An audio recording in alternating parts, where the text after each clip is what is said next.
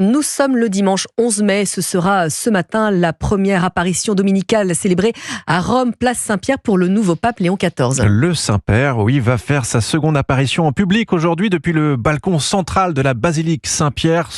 Le souverain pontife va saluer la foule à midi à l'occasion de la prière du Regina Coeli, une prière consacrée à la Vierge Marie. C'est la tradition dominicale pour les papes. Et dans la foule attendue place Saint-Pierre tout à l'heure pour cette prière, il y aura sans nul doute un prêtre péruvien qui connaît bien le pape. Oui, les deux hommes se sont rencontrés au Pérou à l'époque où Léon XIV était missionnaire sur place. Et ce prêtre péruvien, Wilfrid de Villers, envoyé spécial d'Europe 1 à Rome, l'a rencontré hier. Reportage. À l'ombre des arcades de la place Saint-Pierre, Hugo Sanchez esquisse un sourire quand on lui parle du nouveau pape. Il faut dire que les deux hommes d'église se connaissent bien. Nous sommes amis, c'est la troisième fois que je le rends visite ici à Rome. C'était mon évêque pendant 8 ans à Chiclayo. Chiclayo, ville du nord du Pérou, où se trouve la petite paroisse d'Hugo Sanchez. Les yeux mi-clos derrière ses lunettes, le prêtre retrace le fil de ses années communes avec Léon XIV et se souvient de son grand dévouement.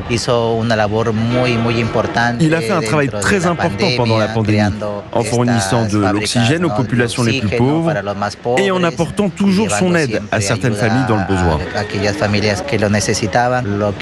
Ce qui le caractérise, c'est sa grande sensibilité, sa capacité d'écoute, d'ouverture et surtout sa volonté de toujours aider les plus démunis. Il se félicite que le nouveau pape soit lui aussi proche de l'Amérique latine et de François. Il tient énormément du pape François. Il défend une église en mouvement et toujours attentive aux besoins des marginalisés, des laissés pour compte. Tout à l'heure, Hugo Sanchez verra son ami devenu pape célébrer sa première prière publique au balcon de la basilique Saint-Pierre. Rome, Wilfrid de Villers, Europe 1.